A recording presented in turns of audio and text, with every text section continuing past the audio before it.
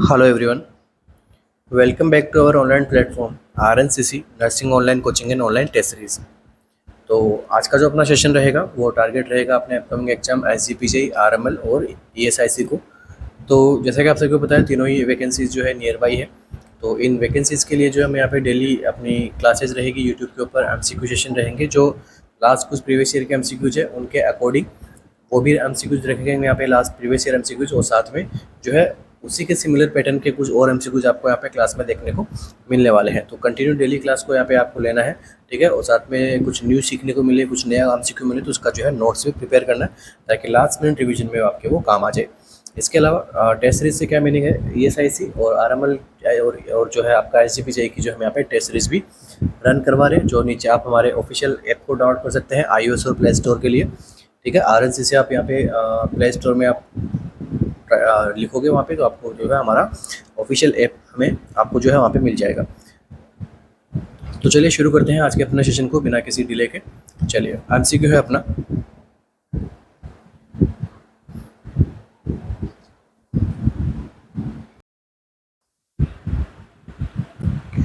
MCQ है अपना, the neurotransmitter agent that is normally released in the SA node of the heart in response to increased blood pressure. ऐसा कौन सा neurotransmitter agent है जो normally release होता है ऐसे नोड में, ठीक है, हार्ट के ऐसे नोड में रिलीज होता है, ठीक है। कब रिलीज होता है? जब आपका जो ब्लड प्रेशर है वो इंक्रीज होता है तब। एसिटाइलकोलिन, एड्रेनलिन, डोपामिन या फिर nor adrenaline. The neurotransmitter agent that is normally released in the SA node of the heart in response to increased blood pressure। जब ब्लड प्रेशर बढ़ता है तब ऐसा कौन सा न्यूरोट्रांसमीटर है जो रिलीज होता है ऐसे नोड में?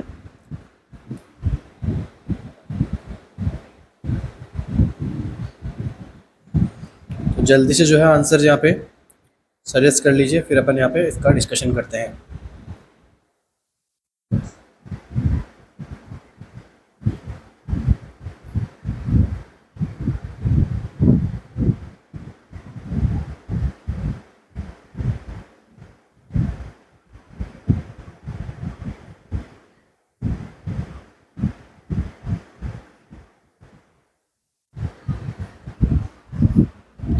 तो देखिए, जब यहाँ पे जब हार्ट ब्लड प्रेशर यहाँ पे जब इंक्रीज होता है तो कौन सा न्यूरोट्रांसमीटर एजेंट जो है रिलीज होता है और ब्लड प्रेशर को कंट्रोल करता है यहाँ पे या फिर डिक्रीज करता है? आंसर रहेगा अपना ऑप्शन नंबर 1 एसिटाइलकोलिन, ठीक है। Answer is acetylcholine. तो देखिए एसिटाइलकोलिन क्या करता है? तो देखिए सबसे पहले तो जब आपका ब्लड प्रेशर बढ़ता है तो ये जो ब्लड प्रेशर बढ़ा ये क्या करता है, एक्टिवेशन करता है वेगस नर्व को।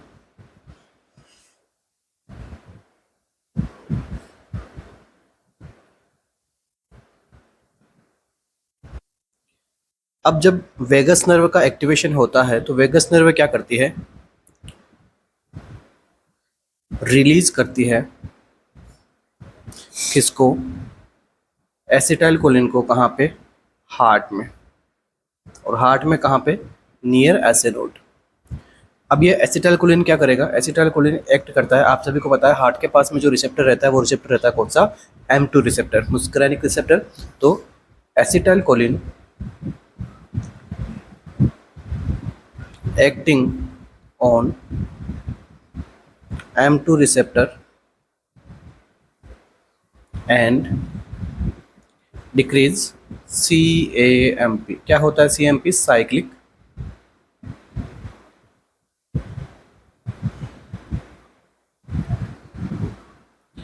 एडिनोसिन मोनोफॉस्फेट,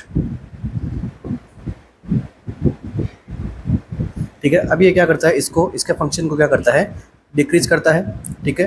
अब ये इसके बाद में क्या होता है, इसकी वजह से क्या क्या देखने को मिलता है आपको, डिक्रीज कॉन्ट्रैक्शन, डिक्रीज रेट क्योंकि वेगस नर्व स्टिमुलेटन हो रहा है। उसके बाद में लास्ट में क्या देखने को मिलता है, डिक्रीज AV कंडक्शन, जिससे जो है ब्लड प्रेशर भी ट्रीट हो जाएगा। तो इसलिए जब नॉर्मल बॉडी फिनोमिना है ये अपना, ऐसा कौन सा न्यूरोट्रांसमीटर एजेंट है जो नॉर्मली रिलीज होता है ऐसे नोड में जो हार्ट के जो ब्लड प्रेशर के टाइम पे रिलीज होता है ऐसे नोड के पास में? तो आंसर क्या रहता है अपना? Acetylcholine acetylcholine neurotransmitter. चलिए, ये तो बात हो गई कौन सी अपना M2 रिसेप्टर के बारे में।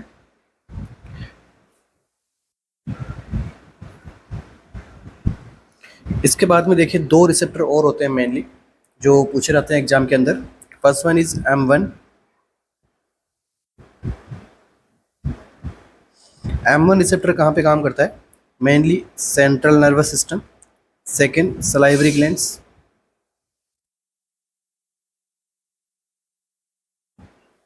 And third one is parietal cell.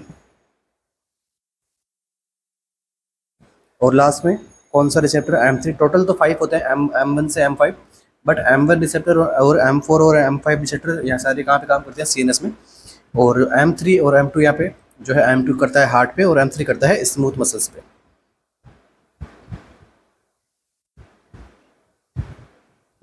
और एक्सोक्राइन ग्लैंड।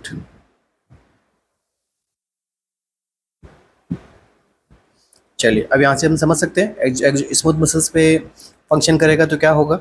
वेजो डायलेशन करवाता है ये, और साथ में क्या होगा? ग्लैंडुलर सिक्रेशंस कराएगा एक्सोक्राइन ग्लैंड से, ठीक है। इसके अलावा सेंट्रल नर्वस सिस्टम के अंदर क्या होता है? एक्साइटेशन करवाता है ये, मेमोरी बढ़ाता है, ठीक है, लोकोमोटर एक्टिविटीज़ को बढ़ाता है, गैस्ट्रिक सिक्रेशंस को बढ़ाता है। चलिए, ये अपना टॉपिक नहीं है, अपना टॉपिक क्या था? एसिटाइलकोलिन से रिलेटेड। चलिए, हो चुका। फर्स्ट MCQ का आंसर क्या रहा? Acetylcholine. Next MCQ। 55-year-old patient comes to emergency department, presents with urinary retention. Again अच्छा MCQ है। 55-year-old पेशेंट है, इमरजेंसी डिपार्टमेंट में आया है, कंप्लेंट क्या उसके? Urinary retention. बेथानाकोल क्लोराइड जो है यहाँ पे ड्रग प्रिस्क्राइब्ड की गई है by the health care provider for the patient, bethanechol chloride. Which disorder would be contraindication to the administration of this medication? अब कौन सी डिसऑर्डर जो है कॉन्ट्रा इंडिकेशन रहती है बेथानाकोल क्लोराइड ड्रग के एडमिनिस्ट्रेशन के लिए? ठीक है, यूरिनरी रिटेंशन का पेशेंट है, बेथानाकोल क्लोराइड देनी है, मगर अगर कौन सी प्रॉब्लम होगी पेशेंट को तो वहाँ पे ये ड्रग क्या रहेगी? कॉन्ट्रा इंडिकेशन रहेगी। चलिए, यूरिनरी स्टिंक्चर है पेशेंट को पहले से, गैस्ट्रोइसोफेजियल रिफ्लेक्स डिजीज है, गैस्ट्रिक एटोनिसिटी है वहाँ पे, या फिर न्यूरोजेनिक एटोनी है।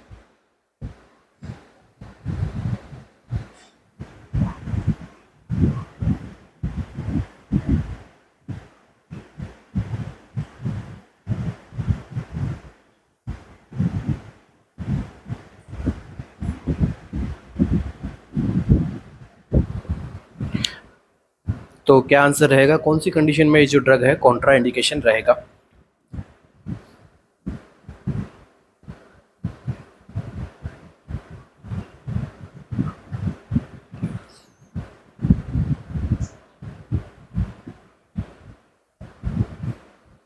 तो देखिए, जो बेथानाकोल क्लोराइड ड्रग है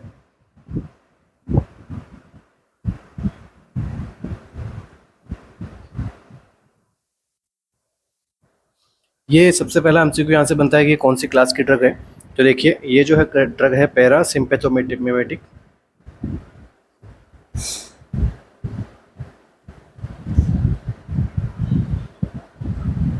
ठीक है, पैरासिम्पैथोमिमेटिक यहाँ पे क्या रहता है? इसका एक्शन रहता है, पैरासिम्पैथोमिमेटिक क्लास की ड्रग रहती है। अब ये कहाँ पे काम आती है? MCQ यहाँ से पूछा जाता है कि ये ड्रग कहाँ पे काम आती है? ये आती है पोस्ट ऑपरेटिवली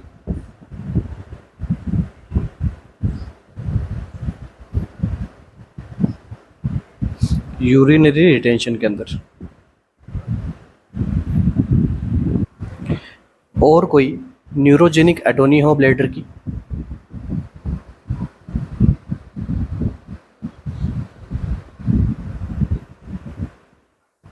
इनमें जो है ड्रग काफ़ी अच्छा रिजल्ट देती है। तो देखिए, इस ड्रग की कुछ यहाँ पे गाइडलाइन होती है। सबसे पहले जो पेशेंट कैसा होना चाहिए? वेकन होना चाहिए, उसके कॉन्शियस होना चाहिए। दूसरा, इस ड्रग को हम कब नहीं देते हैं? कोई अगर यूरिन के अंदर कोई ऑब्स्ट्रक्शन हो तब इसको नहीं देनी है। और यहाँ पे MCQ में आपको क्लियरली बताया गया है कि ऑप्शन ए क्या बता रहा है यूरिनरी स्टिंक्चर कि वहाँ पे पहले से कोई किसी प्रकार का ऑब्स्ट्रक्शंस है, तो ये ड्रग क्या करती है, ये कॉन्ट्रैक्शन करवाती है डेट्रसर मसल का, तो जिसकी वजह से क्या होगा, यूरिन का फ्लो आउटसाइड में आएगा, यूरिन पास आउट करेगा पेशेंट। तो जब अगर यूरिनरी स्टिंक्चर होगा वहाँ पे कोई वे के अंदर कोई कॉन्ट्रैक्शंस वगैरह यहाँ पे कॉन्स्ट्रिक्शंस वगैरह या फिर ऑब्स्ट्रक्शन वगैरह वहाँ पे रहेगा, तो इसकी वजह से क्या हो सकता है, वो टीयर अप हो सकता है वहाँ से, ठीक है, वहाँ से जो है इंजरी हो सकती है उसको। तो इसलिए यहाँ पे किसी प्रकार का यूरिनरी ऑब्स्ट्रक्शंस की कंडीशन में इस ड्रग को हमें क्या करना है, कॉन्ट्रा इंडिकेशन रखना है क्लाइंट को, ठीक है। तो ये अगर आंसर क्वेश्चन आए तो काफ़ी अच्छा यहाँ पे एमसीक्यू है अपना ये, ठीक है। तो यूरिनरी स्टिंक्चर, यूरिनरी जो कॉन्ट्रैक्शन वगैरह वहाँ पे हो, ऑब्स्ट्रक्शन वगैरह वहाँ पे हो, वहाँ पे उस रास्ते के अंदर जो यूरिन का आउटफ्लो है वहाँ पे, तो हमें ये यूज में नहीं लेनी है। नेक्स्ट जो है पूछा रहता है इसका रूट से, तो रूट रहता है इसका, रिकमेंडेड डोज जो रहती है इसकी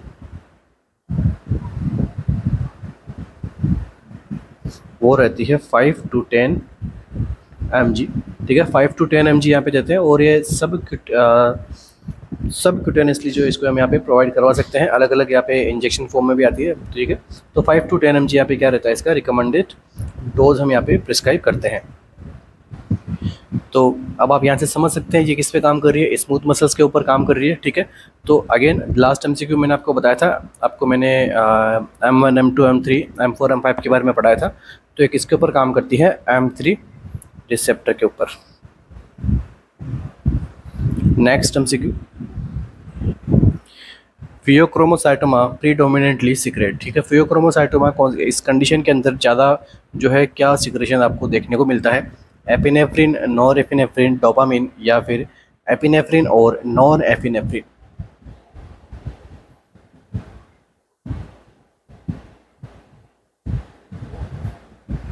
और क्या होता है फियोक्रोमोसाइटोमा, तो देखिए यहाँ पे जो अपना आंसर रहने वाला है उससे पहले देख लेते हैं एक बार कि जो फियोक्रोमोसाइटोमा जो डिजीज कंडीशन है इसमें होता क्या है।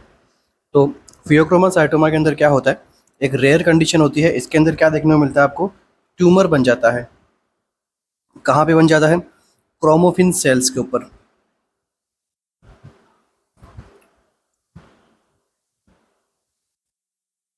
या फिर हम कह सकते हैं ट्यूमर होता है किसका, क्रोमोफिन सेल्स का।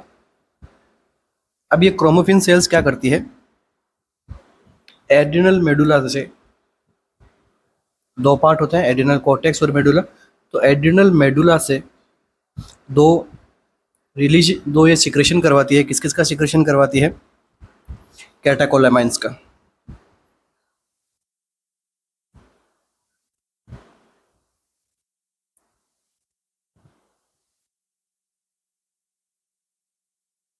और ये कैटाकोलामाइंस क्या होते हैं, एपिनेफ्रिन एंड नॉर एपिनेफ्रिन, ठीक है। तो आंसर क्या रहेगा यहाँ पे, ऑप्शन नंबर डी, एपिनेफ्रिन को और नॉन एपिनेफ्रिन को रिलीज करवाता है, कहाँ से करवाती है, क्रोमोफिन सेल से। तो ट्यूमर हो रहा है तो एक्सेसिवली यहाँ पे क्या हो रहा है, एपिनेफ्रिन और नॉर एपिनेफ्रिन जो है दोनों यहाँ पे बिल्डअप हो रहे हैं, बॉडी में सिक्रेशन हो रहा है। और कहाँ से हो रहा है, एड्रिनल मेडुला से। हर लाइन में एमसीक्यूज है अपने, तीनों ही लाइन के अंदर 3 एमसीक्यूज अलग अलग तरीके से आते भी हैं एग्जाम के अंदर। अब देखिए जो क्रोमोफिन सेल्स का जो ट्यूमर है इससे क्या हो रहा है, एपिनेफ्रिन नॉन एपिनेफ्रिन यहाँ पे सिक्रेशन हो रहा है, तो पेशेंट में कंडीशन डेवलप होती है, क्या होता है, हाइपर टेंशन,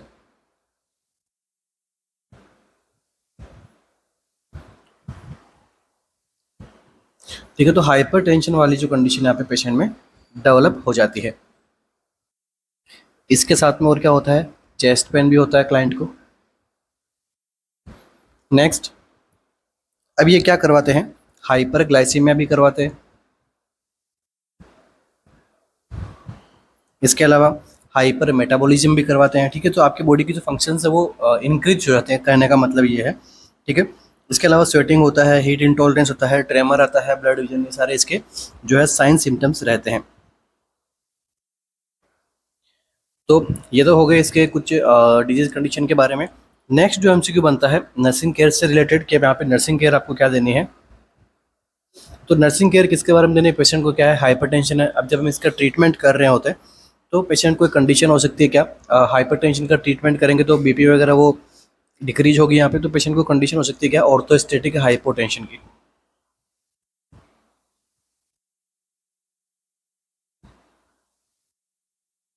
तो इसके लिए जो है इसको नर्स को अवेयर रहना होगा कि पेशेंट की जो पोजीशन है वो जो है सडनली चेंज नहीं करवानी है। ठीक है।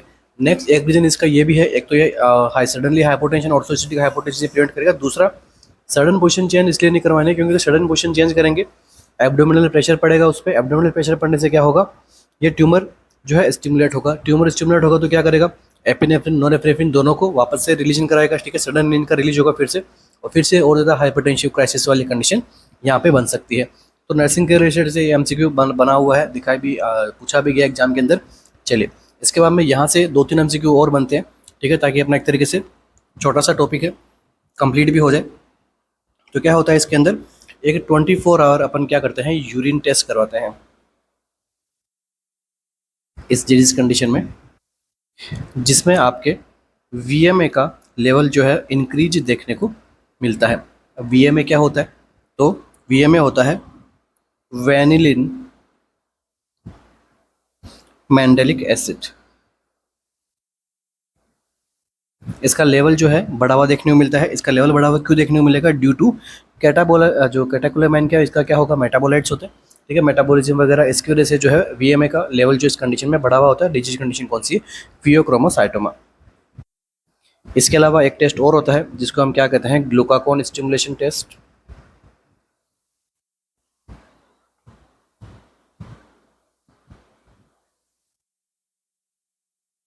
इसके अलावा एक टेस्ट हम और यहाँ पे परफॉर्म करते हैं, क्या नाम है, क्लोनिडीन सप्रेशन टेस्ट। ठीक है, इन टेस्ट को हम फिर कभी थ्योरी की क्लास में पढ़ेंगे अपने ऑफिशियल ऐप के ऊपर, जबकि इतना अपन यहाँ पे देख लेंगे स्लाइड से जितने एमसीक्यू बन रहे थे हमने यहाँ पे देख लिए। चलिए next MCQ, which of the following is the best method to assess for haemorrhage in a patient who underwent थायरॉयडेक्टोमी।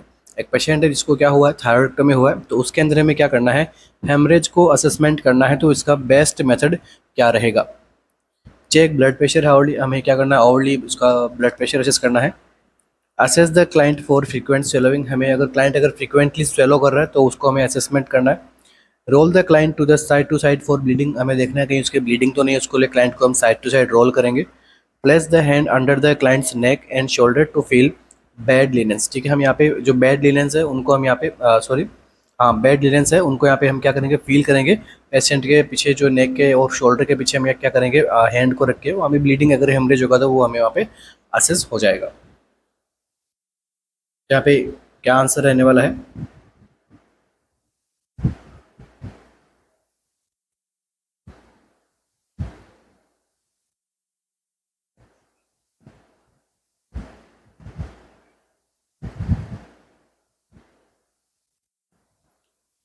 तो थायरॉयडेक्टोमी की कंडीशन में हम किस प्रकार से ब्लड को यहाँ पे असेस कर सकते हैं कि वहाँ पे ब्लीडिंग हो रही है या नहीं हो रही है।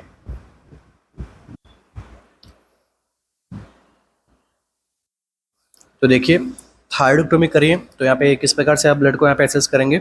ऑप्शन नंबर डी क्या रहेगा, बेस्ट आंसर रहेगा, place the hand under the client's neck and shoulder to feel bed linens. ठीक है, यहाँ पे जो हम बैड जो लिनेंस जो ब्लड स्टॉक वहाँ पे देखने को मिलेगा आपको, जो हम पता लगेगा कि भाई क्लाइंट को जो है एक्टिव ब्लीडिंग है कि नहीं। क्योंकि जब थायरॉयडेक्टोमी होती है तो यहाँ से हम इसको पोजीशन कौन सी देते हैं, सेमी सीटिंग पोजीशन।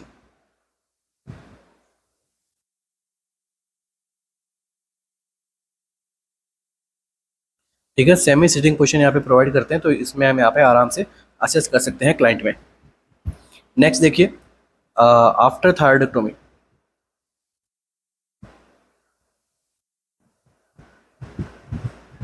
कौन कौन सी कंडीशन का यहाँ पे नर्स को ध्यान रखना होता है। ठीक है, नर्स को कौन कौन सी बातों का ध्यान रखना होता है, आफ्टर थायरॉयडेक्टोमी किसी पेशेंट में हुआ है तो क्या क्या ध्यान रखना है। तो देखिए जब थायरॉयडेक्टोमी होती है क्लाइंट में तो एक रिस्क हो जाती है, किस कंडीशन की रिस्क, थायराइड स्टॉर्म की।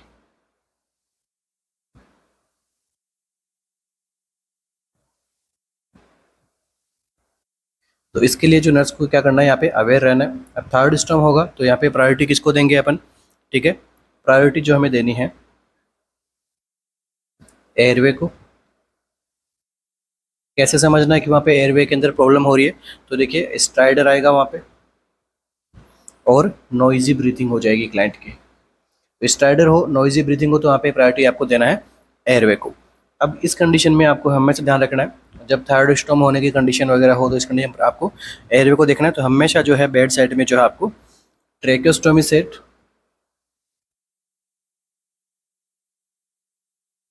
और इंट्यूबेशन ट्रे हमेशा जो है बेड साइड होनी चाहिए। सेकंड यहाँ पे प्रायोरिटी इनकी रहेगी यहाँ पे, ठीक है। इसके अलावा जो और क्या क्या देख सकते हैं हम यहाँ पे नर्सिंग केयर में, पोजीशन का ध्यान रखना है। पोजीशन का ध्यान रखने के लिए सेमी सीटिंग पोजीशन देंगे, सुपाइन पोजीशन इस कंडीशन में हम नहीं देते हैं। इसके अलावा एक और कंडीशन होता है, नेक को फ्लेक्स नहीं करना है। क्लाइंट को हम बोलेंगे ना, आपको नेक को फ्लेक्स नहीं करना है, ठीक है, एक्सटेंडेड ही रखना है। इसके अलावा और क्या कर सकते हैं, जब यहाँ पे थायराइड ही नहीं रहेगी तो बॉडी में क्या रहेगा, लो कैल्शियम। जब कैल्शियम यहाँ पे बॉडी में लो रहेगा, ठीक है, तो कितना किससे नीचे रहेगा, नॉर्मल कितना होता है 8.6 टू 10.2 यहाँ पे नॉर्मल रहता है, तो बिलो 8.6 रहेगा यहाँ पे। तो 8.6 रहने का यहाँ पे कुछ साइन सिम्टम्स आते हैं, कौन कौन से, वोस्टेक साइन, ठीक है। इसके अलावा सेकंड साइन कौन सा आता है, ट्रोजियस। थर्ड साइन कौन सा आता है, टिंगलिंग अराउंड द माउथ।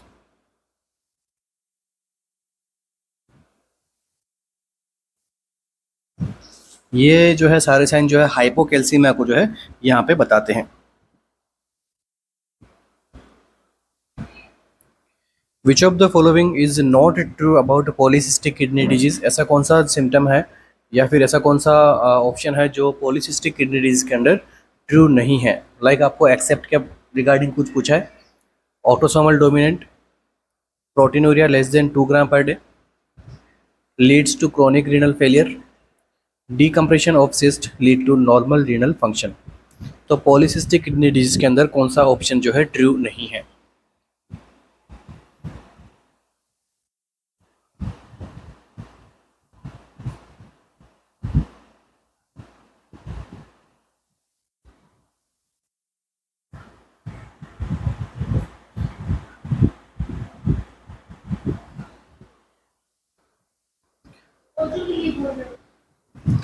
तो कौन सा आंसर यहाँ पे करेक्ट रहेगा पॉलीसिस्टिक किडनी डिजीज में? होती क्या है पॉलीसिस्टिक किडनी डिजीज? तो देखिए एक प्रकार से इनहेरिटेड डिसऑर्डर होती है।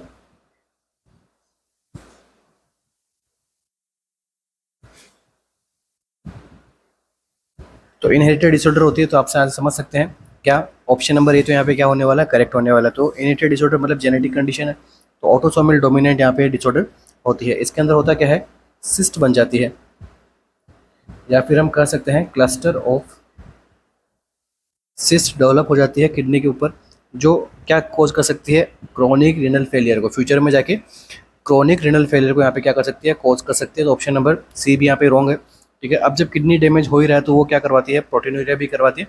तो ऑप्शन नंबर बी भी यहाँ पे क्या हो रहा है, रॉन्ग हो रहा है। अब आपको नॉट ट्रू के बारे में पूछा, तो ऑप्शन नंबर डी क्या रहेगा यहाँ पे, करेक्ट रहेगा। Decompression of cyst lead to normal renal function. तो देखो डीकम्प्रेशन करना सिस्ट का, वो किडनी का यहाँ पे नॉर्मल रिनल फंक्शन जो यहाँ पे करंटली फॉलो नहीं किया जाता है, क्योंकि ये एक यहाँ पे जो इसका डेफिनेटिव ट्रीटमेंट के अंदर नहीं आता है, ठीक है। सिस्ट का डिकम्प्रेशन करने से किडनी का फंक्शन नॉर्मल नहीं होता है, ठीक है। तो इसलिए ऑप्शन नंबर डी क्या है यहाँ पे करेक्ट होगा। और इस ऑपरेशन को हम क्या कहते हैं, डिकम्प्रेशन ऑफ द सिस्ट, इस वाले ऑपरेशन को हम क्या कहते हैं, रॉब्जिंग operation.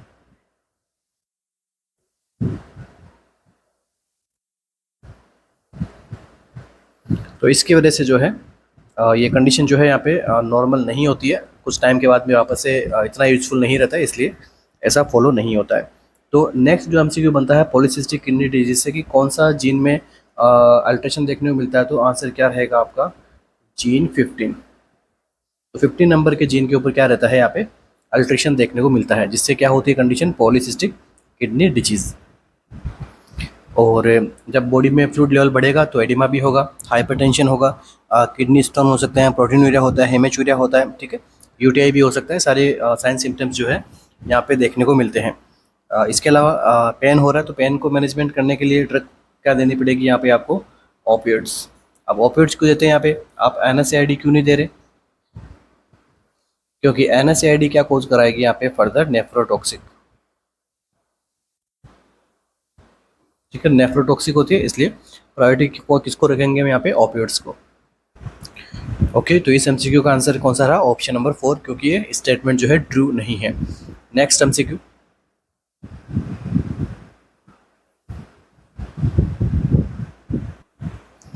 a patient who had just had a thyroidectomy returns to the unit in a stable condition.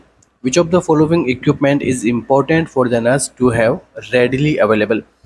तो थायरॉइडक्टोमी रिटर्न्स, थायरॉइडक्टोमी हो चुकी है परफॉर्म, अभी रिटर्न आ रहा है आपके पास में, वापस वार्ड में आया आपके पास में, तो कौन सा इक्विपमेंट जो है वो इम्पोर्टेंट रहेगा और उसको जो है नर्स को पहले से रेडी करके पेशेंट के बेड साइड में रखना होगा। ये जो अपने एमसीक्यू देख लिया, इसके बारे में मैंने रेशनल्स भी आपको बताया था। ठीक है, एयरवे यहाँ पे कॉम्प्रोमाइज़ होता है, स्टाइडर वाली कंडीशन हो सकती है, तो ड्रेसिंग सेट को रखोगे, थोरैकोटोमी सेट को ट्रे को रखेंगे, ट्रेकोस्टोमी सेट रखेंगे, या फिर आइस कॉलर रखेंगे यहाँ पे।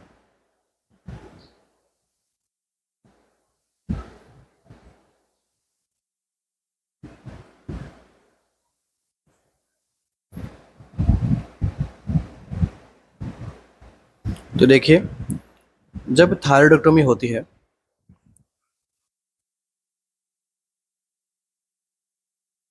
तो थायरॉइडक्टोमी होने के बाद में फर्स्ट 48 आवर्स जो है काफ़ी यहाँ पे क्रूशियल रहते हैं। इस कंडीशन में क्या हो सकता है कि जो हमने सर्जरी की है उसका इन्फ्लामेशन हो सकता है, और इस इन्फ्लामेशन की वजह से क्या हो सकता है, एयरवे, ठीक है, एयरवे ऑब्स्ट्रक्शन। तो इस एयरवे ऑब्स्ट्रक्शन को अगर हुआ है तो उसके लिए इमीडिएटली अपना ट्रीटमेंट ऑफ चॉइस यहाँ पे क्या रहेगा, ट्रेकोस्टोमी या फिर इंट्यूबेशन, जो भी ऑप्शन में मिले आपको, बट प्रायोरिटी अगर ट्रेकोस्टोमी की है तो उसको ज़्यादा प्रायोरिटी देके अपन चलेंगे। ठीक है, इंट्यूबेशन भी ऑप्शन में है, ट्रेकोस्टोमी भी है, तो आपको प्रायोरिटी किसको रखनी है, ट्रेकोस्टोमी को। तो ऑप्शन नंबर सी क्या रहेगा यहाँ पे, करेक्ट रहेगा। एंडोट्रेकल ट्यूब भी ऑप्शन में हो, ट्रेकोस्टोमी भी है, तो ट्रेकोस्टोमी को प्रायोरिटी रखेंगे। ऑप्शन नंबर सी क्या रहेगा यहाँ पे, करेक्ट रहेगा। और इसका रीजन भी हमने देखा है, ठीक है, क्योंकि फर्स्ट 48 आवर्स यहाँ पे काफ़ी इंपॉर्टेंट होते हैं इस क्लाइंट के लिए। इन्फ्लामेशन हो सकता है, इन्फ्लामेशन अगर वहाँ पे होगा तो एयरवे में ऑब्स्ट्रक्शंस आएंगे, जिससे क्या होगा, अपर एयरवे ऑब्स्ट्रक्शन आता है तो क्या होता है, स्टाइडर आता है। ठीक है, काफ़ी हाई पिच यहाँ पे रहती है। चलिए, ऑप्शन नंबर सी यहाँ पे क्या रहेगा, करेक्ट रहेगा। नेक्स्ट एमसीक्यू,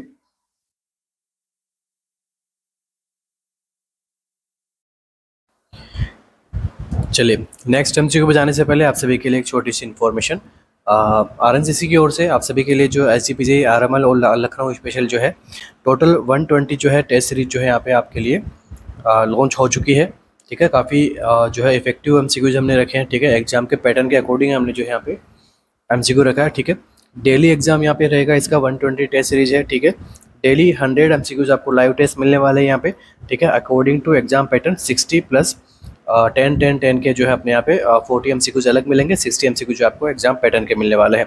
ठीक है, आफ्टर लाइव टेस्ट जो है आपको एक मल्टीपल अटैम्प्ट भी मिल सकता है इसके। ठीक है, आफ्टर लाइव जो है आपको इस टेस्ट के मल्टीपल अटैम्प्ट भी दे सकते हो। अगर आप लाइव नहीं दे पा रहे हो तो आप मल्टीपल अटैम्प्ट भी इसका दे सकते हो। इसके अलावा जो है 80 लाइव जो है आपको मॉडल टेस्ट पेपर मिलेंगे, प्लस सब्जेक्ट और टॉपिक बेस यहाँ पे जो है टेस्ट पेपर आपको देखने को मिलेंगे। ठीक है, तो प्रीवियस एसजीपीजे और आरएमएल का जो एग्जाम था उसके अंदर काफ़ी अच्छा हमारी टेस्ट सीरीज का जो है रेस्पॉन्स रहा है। ठीक है, इसके रिगार्डिंग आपको कोई भी फर्दर इन्फॉर्मेशन लेनी हो तो हमारे सपोर्टिव नंबर दिए हुए हैं, इनके ऊपर आप कॉल या मैसेज करके टेस्ट सीरीज के रिगार्डिंग फर्दर जानकारी आप यहाँ पे ले सकते हैं। चलिए नेक्स्ट एमसीक्यू अपना,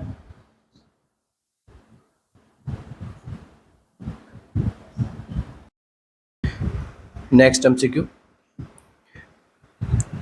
most common cause of Foley catheter induce UTI. Foley catheter से जो यूटीआई होता है उसका मोस्ट कॉमन पॉजिटिव एजेंट क्या रहता है, इकोलाई, क्लेबेसिला, स्यूडोमोनास या फिर स्टेफाइलोकोकी।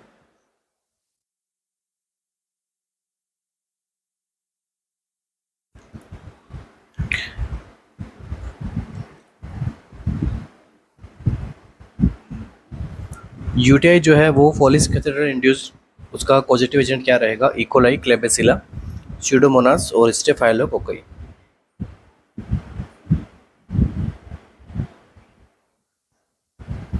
तो देखिए फर्स्ट एमसीक्यू अपना यहाँ पे, फॉलिस कैथेटर जो अगर यूटीआई हो रहा है इसका पॉजिटिव एजेंट क्या रहता है, इकोलाई। ठीक है, first answer is E coli. Second MCQ, एक एमसीक्यू बनता है क्या, कि urinary retention,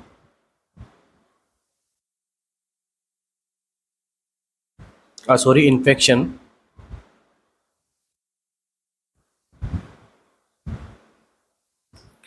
is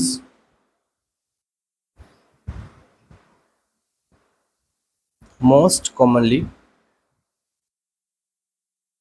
associated with post op period। ठीक है, पोस्ट ऑप पीरियड में यूटीआई जो है यहाँ पे कॉमनली देखने को मिलता है। ठीक है, अब अगर आपको पूछ ले कि सर्जिकल जो है यहाँ पे इन्फेक्शन अगर हुआ, एब्डोमेन सर्जरी की गई है, तो पोस्ट ऑप में क्या देखने को मिलता है, तो एटेलेक्टेसिस सबसे पहले देखने को मिलेगा।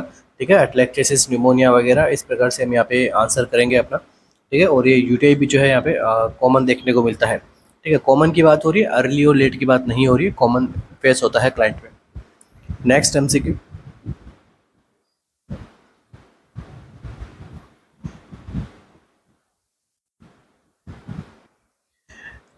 Cause of nephrogenic diabetes insipidus include. ठीक है, नेफ्रोजेनिक डायबिटीज इंसिपिडस का जो है कॉज क्या है, आइडियोपैथिक कॉज है, जेनेटिक कॉज है, हेड इंजरी है, या फिर हिस्टोसिस्टोसिस एक्स।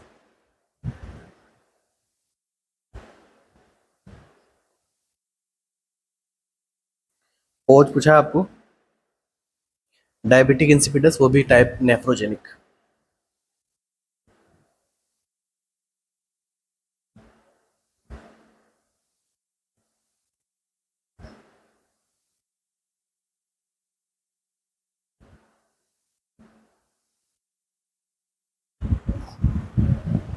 तो देखिए क्या आंसर रहेगा यहाँ पे। तो सबसे पहले देख लेते हैं डायबिटिक इंसिपिडस होता क्या है। तो डायबिटिक इंसिपिडस एक डिसऑर्डर है, इसमें क्या होता है, पिट्यूटरी ग्लैंड के जो क्या देखने को मिलता है कि एंटी डायबिटिक हार्मोन के सिक्रेशंस में यहाँ पे जो है कमी देखने को मिलती है। तो मैं हम कह सकते हैं डिफिशियंसी ऑफ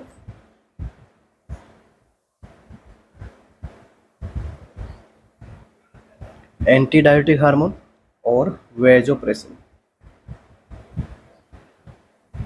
ठीक है, एंटी डायबिटिक हार्मोन और वेजोप्रेसिन में यहाँ पे क्या देखने को मिलती है, जनरली डिफिशियंसी देखने को मिलती है, जिसकी वजह से पेशेंट को क्या होता है, एंटी डायबिटिक हार्मोन मतलब डायलिसिस हार्मोन के जो अगेंस्ट काम करता है वो हो गया एंटी डायबिटिक। अब उसमें कमी है तो क्या देखने को मिलता है, large volume of urine output.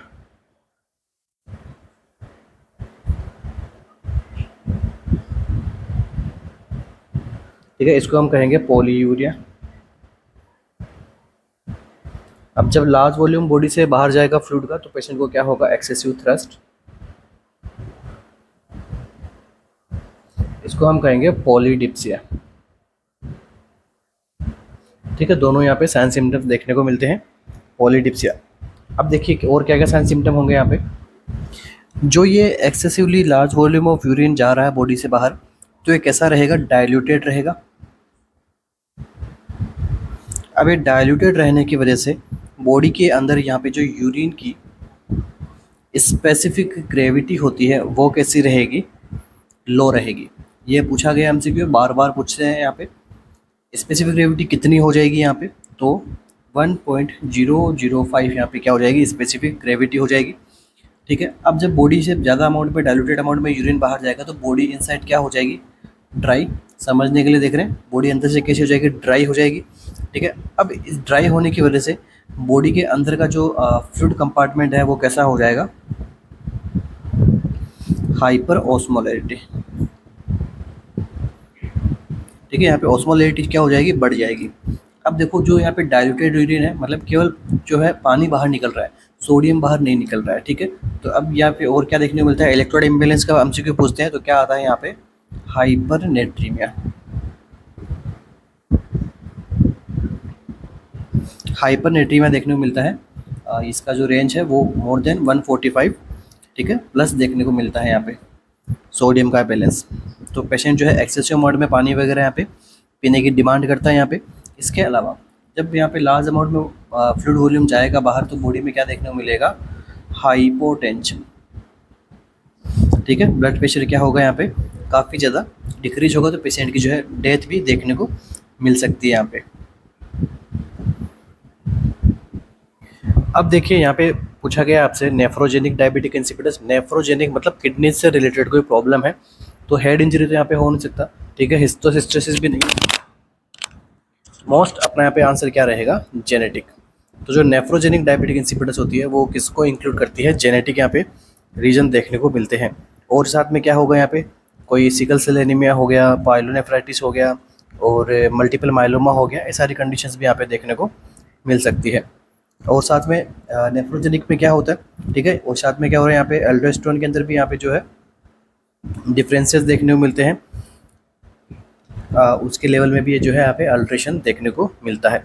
और आपने सेंट्रल डायबिटिक इंसिपिडस का हम देखें तो वहाँ पे तो क्या हो रहा है, एडीएस का लेवल ही यहाँ पे पहले से कम है, तो एडीएस का लेवल कम है यहाँ पे, जिससे क्या होगा, इनेबिलिटी टू कंजर्व, यहाँ पे वाटर को यहाँ पे होल्ड करके नहीं रख सकता है वो, ठीक है, एक्सेसिवली वाटर जो है बाहर जाएगा। चलिए, इसका वर्क ही क्या है, एंटी डाययूरेटिक हार्मोन, मतलब डाययूरेटिक फंक्शन के अगेंस्ट काम करने वाला हार्मोन। जब बॉडी में नहीं रहेगा तो एक्सेसिवली बॉडी से फ्लूइड लॉस होगा। अब अगर हम बात करें इसके ट्रीटमेंट की, तो ट्रीटमेंट हम कैसे करेंगे, सिंथेटिक वेजोप्रेसिन दे दो, तो डेस्मोप्रेसिन, इसे हम क्या कहते हैं, सिंथेटिक एंटी डाययूरेटिक हार्मोन। इसके अलावा जब हम डेस्मोप्रेसिन चला रहे होते हैं, ठीक है, या फिर वेजोप्रेसिन दे रहे होते हैं क्लाइंट को, या फिर हम DDAVP हम यहाँ पे क्लाइंट को दे रहे होते हैं, इस कंडीशन में क्या करता है, नर्स को एक कॉशनली ध्यान रखना है, ठीक है। ध्यान रखने वाली बात है कि इससे क्या होता है, हेडेक होता है, ठीक है। तो यहाँ पे क्लाइंट को हमें बताना है कि इस कंडीशन से, इस ड्रग से जो है यहाँ पे हेडेक हो सकता है। हेडेक होने का रीज़न क्या है, ब्लड प्रेशर हाई होना, क्योंकि यहाँ पे तो क्या हो रहा था, लो हो रहा था, हाइपोटेंशन हो रहा था, मगर ये जब हम ड्रग देंगे तो ब्लड प्रेशर यहाँ पे हाई होगा, ठीक है। और साथ में जो है यहाँ पे सोडियम का बैलेंस भी जो है यहाँ पे डिक्रीज देखने को मिलेगा, क्योंकि वाटर का जब लेवल बढ़ेगा तो डायल्यूशनल हाइपोनेट्रीमिया वाली कंडीशन यहाँ पे हो जाएगी। और नेक्स्ट नर्सिंग केयर यहाँ पे क्या देनी है, जब यहाँ पे डेस्मोप्रेसिन चल रही होती है तो क्लाइंट का क्या करना है, डेली वेट असेसमेंट करना है, तभी तो हमें पता लगेगा कि पेशेंट का जो वेट यहाँ पे जो ड्रग है वो अच्छे से काम कर रही है नहीं कर रही है। अब इसका पता लगाने के लिए हम एक टेस्ट परफॉर्म करते हैं, नाम क्या है इसका, वाटर डिप्रीवेशन टेस्ट।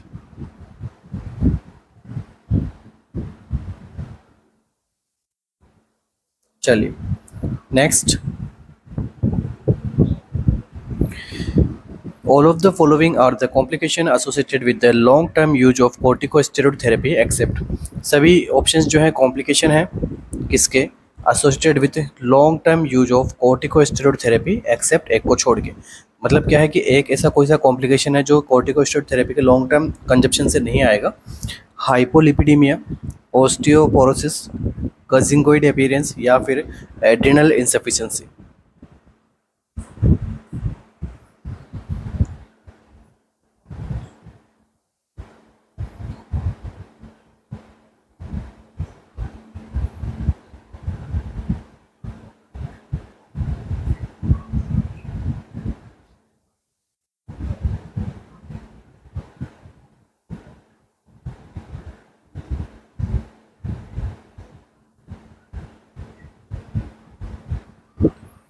तो देखिए, जो कॉर्टिकोस्टेरॉइड जो है ये क्या करते हैं बॉडी में, इस थेरेपी करती क्या है बॉडी में, इन्फ्लामेशन को कम करती है,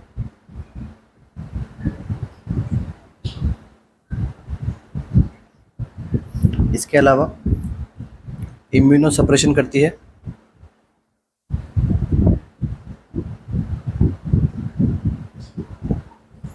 इसके अलावा ट्रीट एड्रिनोकोर्टिकल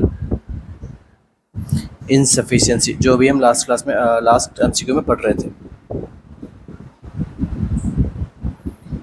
ठीक है। तो सारे इसके क्या रहते हैं, फंक्शंस रहते हैं। कौन कौन से होते हैं, बेटामेथासोन, डेक्सामेथासोन, पेडनिसोलोन, हाइड्रोकोर्टिसोन और मेथिल पेडनिसोलोन, ये सारे क्या हैं आपके कॉर्टिकोस्टेरॉइड्स होते हैं। अब जो है कॉर्टिकोस्टेरॉइड क्या काम करते हैं, ठीक है, क्या क्या कोज करवा सकते हैं, तो एक कंडीशन होती है कौन सी, ऑस्टियोपोरोसिस करवा सकता है बिल्कुल, तो ये तो यहाँ पे एक्सेप्ट नहीं होगा। इसके अलावा यहाँ पे जो है आपके कजिंग सिंड्रोम वाले साइन सिम्टम्स भी यहाँ पे डेवलप हो सकते हैं, ठीक है। एड्रिनल इंसफिशिएंसी के अंदर भी यहाँ पे इस जो है कंडीशन कोज हो सकती है।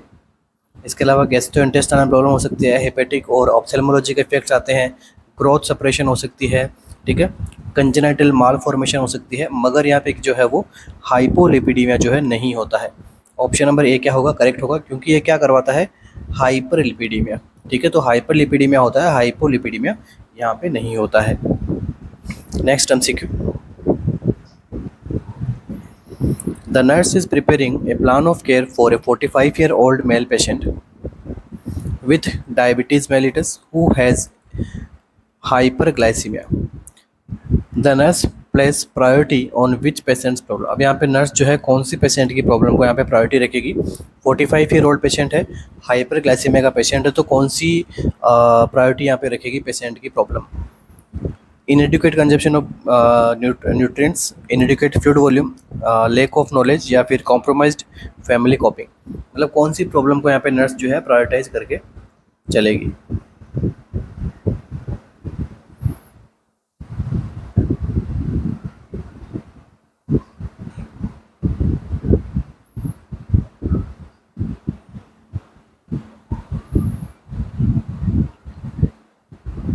तो देखिए, जब कभी हाइपरग्लाइसीमिया होता है तो हाइपरग्लाइसीमिया का मतलब क्या है, बॉडी के अंदर ब्लड ग्लूकोज लेवल जो है क्या हो गया, बढ़ गया है। तो अब ये ब्लड ग्लूकोज लेवल बढ़ा हुआ है तो ये क्या करेगा, अब आपकी किडनी क्या करेगी, यूरिन के थ्रू यहाँ पे ग्लूकोज को एक्सक्रीशन करवाना स्टार्ट करेगी। ठीक है, अब ये क्या करेगा, जो है फ्लूइड और इलेक्ट्रोलाइट यहाँ पे क्या होंगे, मिक्सअप होंगे। मिक्सअप होने की वजह से यहाँ पे एक एक्शन डेवलप हो जाएगा, कौन सा, ऑस्मोटिक डायूरेटिक, जिससे क्या होगा पेशेंट को पॉलीयूरिया। पॉलीयूरिया होने की वजह से पेशेंट में क्या देखने को मिलेगा, डिहाइड्रेशन। और इस डिहाइड्रेशन की वजह से पेशेंट में क्या होगा, फ्लूइड वॉल्यूम इनएडिक्वेट हो जाएंगे।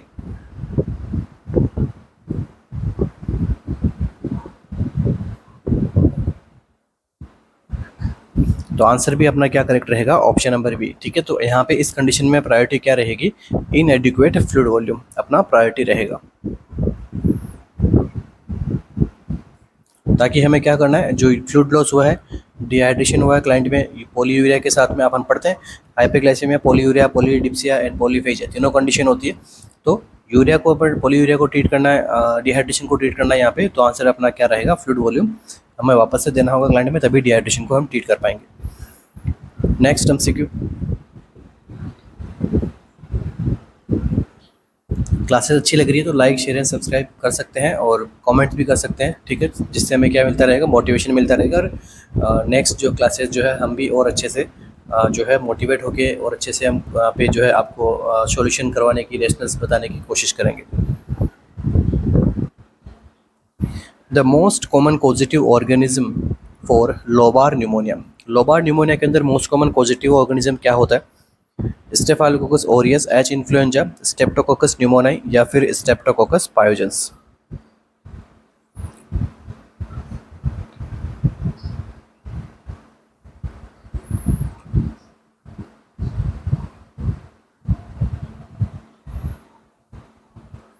क्या आंसर रहने वाला है यहाँ पे, पॉजिटिव एजेंट के बारे में पूछा है।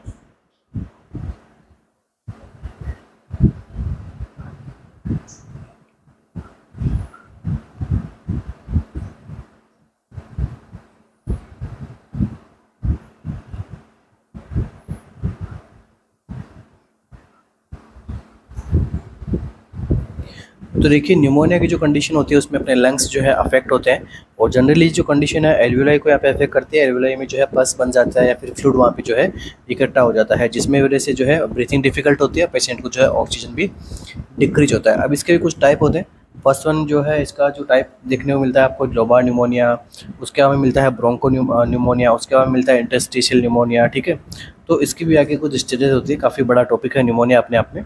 आपसे पूछा गया है लोबार न्यूमोनिया, मतलब जो क्लाइंट के जो लंग्स के लोब होते हैं, उस जो है एंटायर लोब को क्या कर लिया, यहाँ पे अफेक्ट कर लिया गया है। तो इसका यहाँ पे मोस्ट कॉमन पॉजिटिव एजेंट क्या रहता है, इसके अंदर क्या होता है, बैक्टीरियल इन्फेक्शन होता है, जिसकी वजह से फ्लूइड हो चाहे पस हो, वो क्या कर जाती है, कॉन्सोलिडेट हो जाती है। कहाँ पर, लार्ज पोर्शन ऑफ लोब।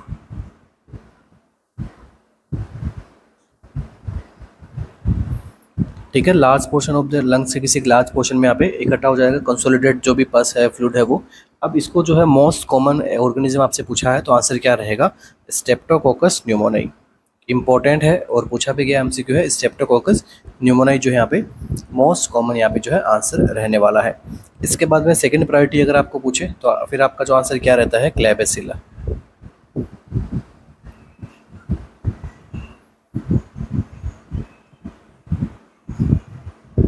मैं किसका बता रहा हूँ क्लेबेसिला, लोबार न्यूमोनिया का। ये भी ध्यान में रखना, लोबार न्यूमोनिया में फर्स्ट प्रायोरिटी देना है आपको स्ट्रेप्टोकोकस न्यूमोनिया में, सेकंड प्रायोरिटी आपको देना है क्लेबेसिला में। इसके बाद में नेक्स्ट जो एमसीक्यू है बनेगा, यहाँ से बनेगा कि स्टेफालोकोकस ओरियस और एच इन्फ्लुएंजा ये किसको कोज करते हैं, तो ब्रोंको न्यूमोनिया को।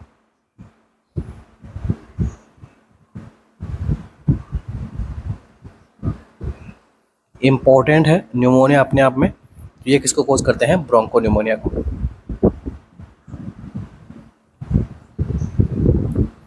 और एक एमसीक्यू यहीं से एक और बनता है, most common cause of community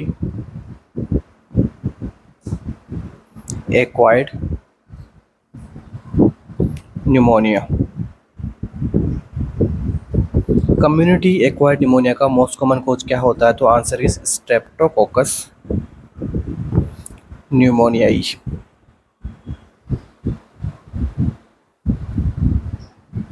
चलिए नेक्स्ट एमसीक्यू,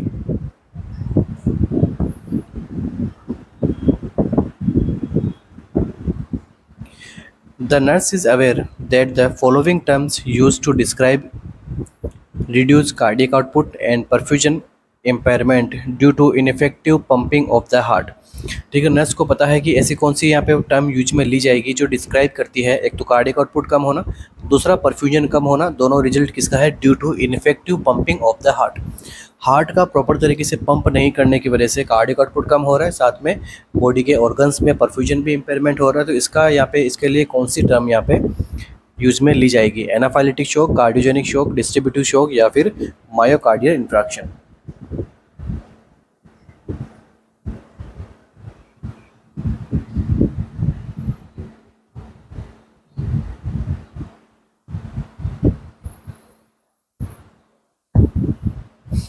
तो देखिए एनाफाइलेटिक शॉक में तो क्या होता है, एलर्जिक रिएक्शन।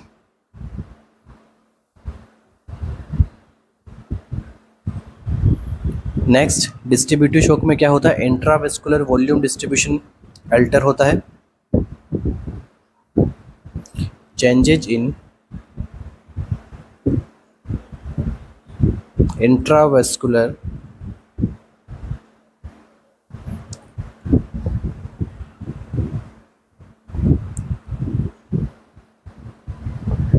वॉल्यूम डिस्ट्रीब्यूशन में क्या होगा, चेंजेज आएंगे। ठीक है, वॉल्यूम डिस्ट्रीब्यूशन यहाँ पे चेंजेज आएंगे। ठीक है, और इसके अंदर नेक्स्ट जो मायोकार्डियल इंफ्रैक्शन है, ठीक है, ये यहाँ पे अलग अपना सिनेरियो बनता है। इसके अंदर जो है लैक ऑफ ऑक्सीजनेशन की वजह से जो है यहाँ पे हार्ट अटैक होता है। ठीक है, जो इस्चेमिक हार्ट अटैक वगैरह ये सब चीज़ें इसके अंदर हम पढ़ते हैं, एसटी सेगमेंट एलिवेशन, ठीक है, नॉन एसटी सेगमेंट एलिवेशन, ये सब चीज़ें देखते हैं। आपको पूछा गया है कि हार्ट की पंपिंग एक्टिविटी अगर यहाँ पे कॉम्प्रोमाइज हो रही है तो जो शॉक डेवलप होता है इसे अपन कहते हैं cardiogenic shock. Option number C क्या बी क्या रहेगा यहाँ पे करेक्ट आंसर रहने वाला है। नेक्स्ट एमसीक्यू,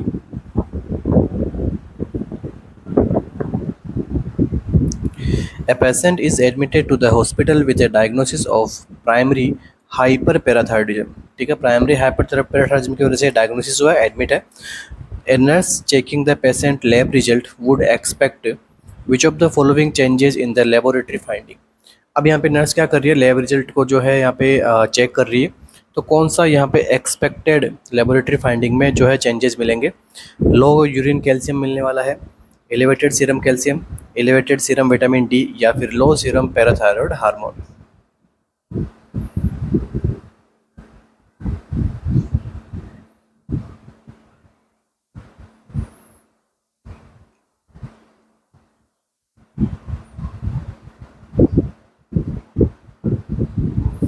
तो देखिए इजी एमसीक्यू है, जब आपका जो है पैराथायरॉयड हार्मोन क्या करता है, रेगुलेट करता है,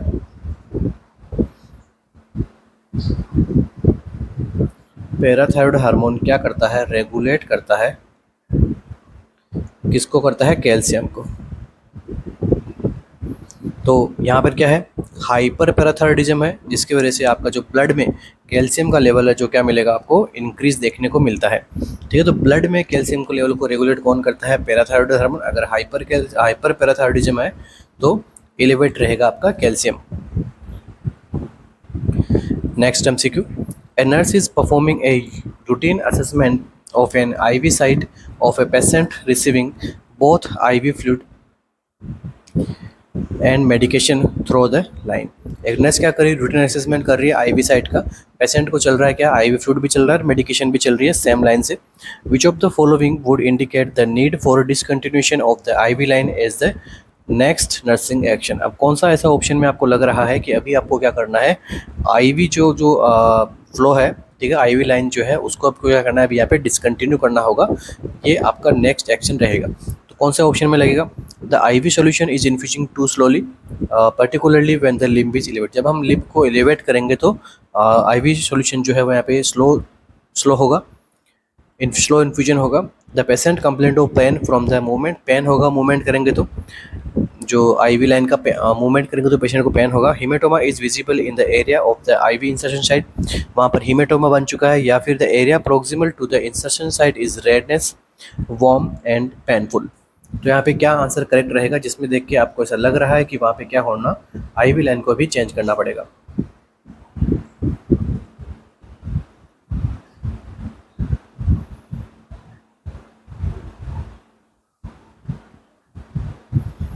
तो देखिए सबसे फर्स्ट ऑप्शन क्या बोल रहा है, the IV solution infusing too slowly. जब हम लिम्ब को एलिवेट करते हैं तो आईवी जो इन्फ्यूजन है वो स्लो हो जाता है, एकदम करेक्ट है। ठीक है, तो यहाँ पे जो है आईवी लाइन को चेंज करने का यहाँ पे कोई नीड नहीं है, या फिर डिसकंटिन्यू करने का कोई नीड नहीं है, क्योंकि जब रीपोजिशनिंग होती है तो थोड़ा यहाँ पे जो है स्लो हो सकता है वो। The patient complaint pain from movement, ठीक है, ये भी एक नॉर्मल फिनोमिना है। ठीक है, यहाँ पे जो है मूवमेंट अगर होगा आईवी लाइन का तो वहाँ पर जो है पेन हो सकता है। नेक्स्ट देखिए, haematoma is visible in the area of insertion site. जब हम इंसर्शन साइट पे हीमेटोमा है तो ये क्या बता रहा है आपको कि जब हम यहाँ पे इंसर्ट कर रहे थे आईवी कैनुला को या फिर आईवी लाइन को, तो वहाँ पर उस वजह से जो है माइनर ब्लीडिंग हुई है वहाँ पे, तो हीमेटोमा बन सकता है। बेस्ट आंसर आपको किसको सजेस्ट करना है, फ्लेबाइटिस को। फ्लेबाइटिस क्या होता है, इन्फ्लामेशन ऑफ वेन,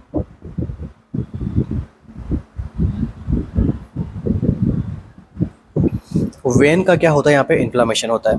ठीक है, और ये जनरली कैसे होता है, एसिडिक और एल्कलाइन सॉल्यूशन को अगर हम यहाँ पे एक साथ देते हैं और हाई ओस्मोलेटिक फ्लूइड को भी एक साथ देते हैं, तो जिसकी वजह से क्या हो सकता है, फ्लेबाइटिस देखने को मिल सकता है। तो यहाँ पे जो है इनएप्रोप्रिएट आईवी कैथेटर के साइज हम यूज में लेते हैं, जिससे भी हो सकता है, प्रोलॉन्ग लंबे टाइम से चल रहा है आईवी लाइन, उससे भी हो सकता है। तो इसका बेस्ट पहचानने का तरीका क्या है, अगर जहाँ पे इंसर्शन साइट है उसके पास में ही क्या मिले आपको, रेडनेस मिले, वार्म मिले, पेशेंट को पेन हो, ठीक है, यहाँ पे हमें क्या समझना है, या फिर एक यहाँ पे और यहाँ पे इंक्लूड कर सकते हैं स्वेलिंग। ठीक है, वार्म के बाद में स्वेलिंग और पेनफुल हो, तो ये क्या आपको सजेस्ट कर रहा है, फ्लेबाइटिस को सजेस्ट कर रहा है। तो बेस्ट आंसर अपना क्या रहेगा, ऑप्शन नंबर डी।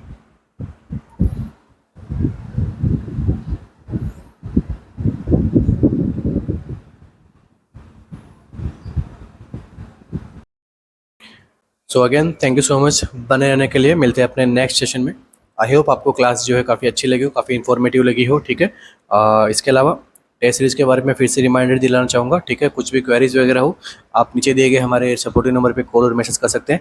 इसके अलावा क्लास अगर अच्छी लगी हो आपको तो लाइक शेयर एंड सब्सक्राइब जरूर करके जाना, और यहाँ पे कमेंट्स भी आप कर सकते हो, जिससे जो हमें जो है नेक्स्ट क्लास के लिए और हमारा जो काम को और अच्छे से करने के लिए हम जो है उसे अच्छा मोटिवेशन हमें मिलता रहेगा, और हम जो है अपनी डेली एक्टिविटीज़ को और ज़्यादा अच्छा हम परफॉर्मेंस कर पाएंगे। So wish you all the best, thank you so much बने रहने के लिए, मिलते हैं अपने नेक्स्ट सेशन में। Thank you.